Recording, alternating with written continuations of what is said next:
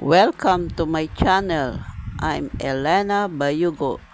Please subscribe my channel and press the button. Thank you. So gagawa na po tayo ng picture na nagsasalita or video na nagsasalita. So pasok tayo sa YouTube.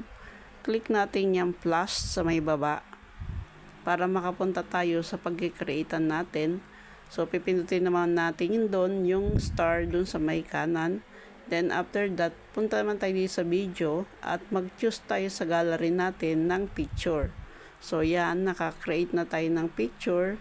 So mag-create naman tayo kung ano yung gusto nating sabihin na ipapagawa sa kanya, sa AI. So aantayin natin yan na mag 100% nang sa ganon ay makita na natin yung ating pinapagawa. Wait lang natin kasi mabagal po talaga yan kasi nag-create siya. So yan na po, nakapag-create na tayo at meron naman po dito ng arrow dyan sa may harapan ko. Yan, save to device, click nyo po yan para po masave yan sa ating gallery.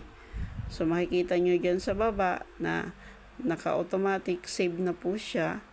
So makikita nyo na yan sa ating gallery. Sana nasundan nyo po.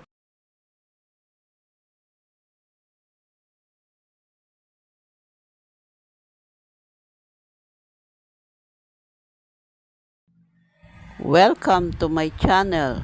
I'm Elena Bayugo.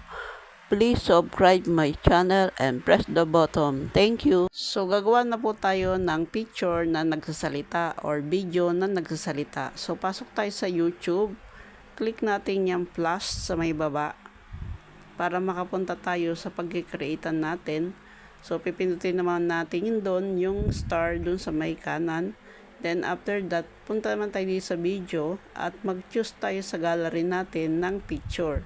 So yan, naka-create na tayo ng picture. So mag-create naman tayo kung ano yung gusto nating sabihin na ipapagawa sa kanya, sa AI. So aantayin natin yan na mag 100% nang sa ganon ay makita na natin yung ating pinapagawa. Wait lang natin kasi mabagal po talaga yan kasi nag-create siya.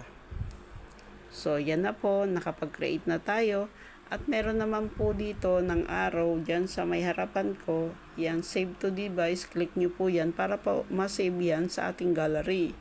So makikita nyo dyan sa baba na naka-automatic save na po siya.